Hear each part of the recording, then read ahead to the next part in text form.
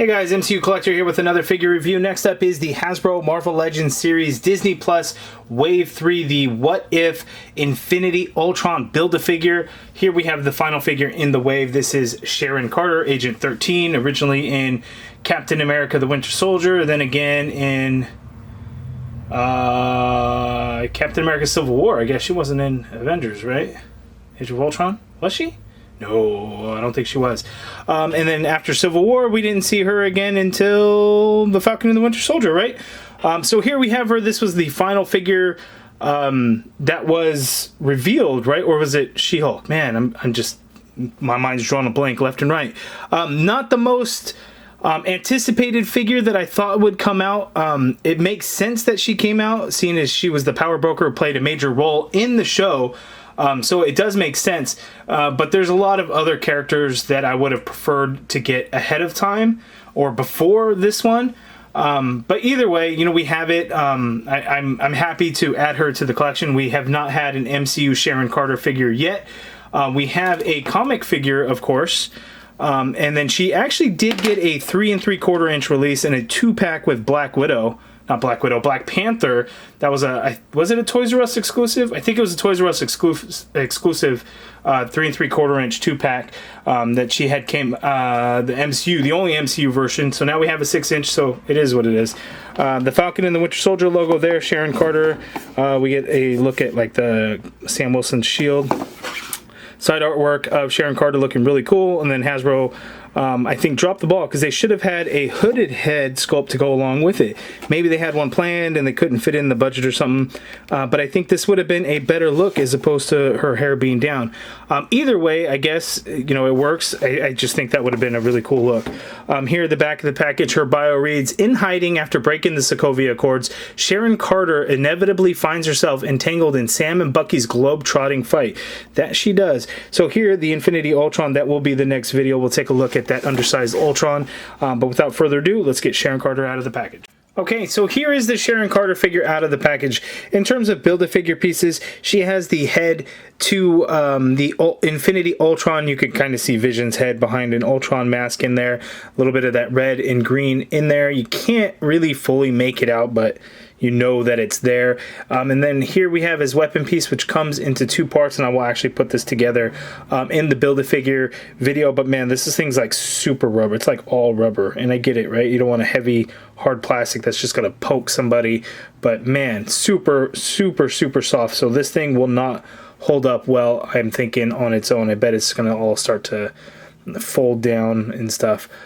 So we'll put that off to the side, and the next video will be the Infinity Ultron. In terms of accessories, she comes with a pair of fists. So out of the package, she has 2 C-grip holding hands, and then we get an extra pair of fists here. She gets this baton here, which is pretty good because this is done in a harder plastic, so it's not flimsy at all. Nice silver color to it. A little bit of black for the handle there, which is pretty good. And then we got this piece of shit rubber knife that looks like the worst knife I've ever seen before in my life. Like, what the hell is this? No serrated edge. You can't even tell that it's a blade, and it is just pure like rubber. Like it's so bad. It's so thin. It's so flimsy. I just don't understand. But what the hell kind of knife is that? I mean, really? Come on. That's just an ugly looking blade. So that's super unfortunate. But again, here the highlight, this baton, this, you know, looks like it's telescoping, right? This actually looks pretty good. So kudos there, because this figure is also a major dud. Okay, so taking a closer look at Sharon Carter, it's pretty rare when I absolutely think a figure is a big, huge piece of shit and trash. It's not often that I make those claims. This figure, unfortunately, and it could just be mine, is a piece of trash. It's not very good at all. The head sculpt to the actress, and I don't remember her name, Emily Van Camp? I think that's what it is. Looks pretty good. It looks like her a little bit there. When I look at the side profile, I see her completely. The resemblance is there. Sometimes when you look certain angles, it's like, I don't know. You know, they made her nose a little bit bigger, but the actress does kind of have a little bit of a bigger nose, so they didn't overdo it or anything. It's just something maybe with the eyes. But overall, it looks pretty good. She does have a hood, but again, I think it would have been great to have like the hood over her head. We get some darker blonde color in there. For the textures, just a green jacket and kind of a hoodie that she's wearing underneath this sweater. It's just kind of the hood and just kind of wraps around like a vest. It's not going to be a full hoodie under there. But single jointed elbows, not pinless knees, and these joints are super freaking rubbery to the point where it hardly even wants to like get that bend going. Like it's bad. This thing is really bad. And on top of that, you know, we get a lot of new parts. I want to say this torso and the hip is new. I don't know. These the knees and the upper legs are from the Netflix Elektra figure. The hip, though, those are not. And then the lower legs are not either, but they had to have sculpted the lower legs to match these upper legs. It's like, if they're going to go through all that trouble, why not just do the entire leg? And I'm sure that saves them quite a bit of money, and maybe it does. But when you have gummy ass knees and joints that are this bad to the point where you can't, it hardly even wants to bend, like it's not even bending, right? I'm just like, it's just flexing. It's not actually using the articulation point there. It's just really, really bad. But, you know, the head sculpt looks pretty good, I guess. So that's cool. But let's see how she moves. And it's, you know, it's not great. Okay, so let's see how she can move around. The head is on a dumbbell joint, so yeah, it's going to be a newer torso. So she can't really look down. She's definitely not going to be able to look up because the hair is really going to get in the way. You can get some swivel rotation on in there. You can do some pivot, so that is pretty good. The arm, you can get to go up and out that much. Full rotation in there. It is old school, so single jointed elbow with the swivel at the elbow, and you only get that much bend. That's like not even 90 degree there, so that kind of sucks. Wrist swivel, and they do hinge. All hands have the horizontal hinge. Vertical hinge would have been really nice to, you know, wield a baton and a knife, but we did not get that. She has the diaphragm cut. Now let's see how effective it can actually be because of the jacket. So she could pivot to her left that much. She could pivot to her right that much, so not a whole lot. Going back is going to be basically nothing because the jacket's just going to get in the way of that. Coming forward is very, very little. Swivel at that diaphragm cut, as you can see there. Legs go out. The jacket kind of gets in the way. You can move it back a little bit.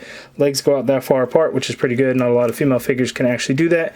She can kick forward that much. Not bad. The leg doesn't really go back. Upper thigh cut in there. Oh, this knee. It's so hard to bend this knee because this joint is just all rubber, and it just there we go. Okay, so that much bend at the knee, it's a piece of shit. It's so bad. We do not get a boot swivel, even though it looks like the boot portion is a separate sculpt, and it looks like it's glued together, so it's again really, really strange. Foot hinges all the way down. A little bit of hinge up, ankle pivot pegals at the bottom of the feet, but these legs are just terrible. They're just all rubber. It is really bad. I mean, God, I hate being so negative, especially on an MCU figure, but they did terrible with this. Like, what is going on? That is so bad. That sucks. Anyway, let's move on. Let's see how she looks with all of the other figures from the Falcon and the Winter Soldier. And you know what? There was a shit ton of them. Let's check them all out. Actually, sorry guys, I lied. So before I show you guys with the other Falcon and the Winter Soldier figures, here we have the MCU Sharon Carter and the comic Sharon Carter Agent 13 that came in the Onslaught Red Skull Build-A-Figure. And then fun fact about this one, and I've talked about it before, is this one actually had a running change with the figure where they actually used two different face sculpts. Now I know they look almost identical, but there are some subtle differences between the two. It was one that I found out years after this had already come out, and I was like looking at eBay listings to see if I can figure out which one, if this was the other one, the running change. Slight differences in there, but they did switch out the head sculpts and use a different one. Okay, so here we have all the figures from the Falcon and the Winter Soldier. So 1, 2, 3, 4, 5, 6, 7.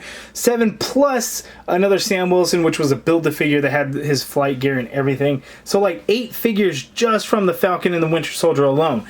Now I'd have to go back and count for What If. What If probably has a crazy amount. See, 2 Peggy Carters, Infinity Ultron, The Watcher, Zombie Cap. Man, I know there's more. Zombie Cap, T'Challa, Star-Lord, Heist, Nebula. That's 7 figures there. Plus, Howard the Duck is coming. Zombie Iron Man, Zombie Scarlet Witch. Like, there's way too many what if figures. I wish we'd have gotten more live action stuff, less the animated stuff, but I get it. They're toys, they'll sell based off of animated stuff.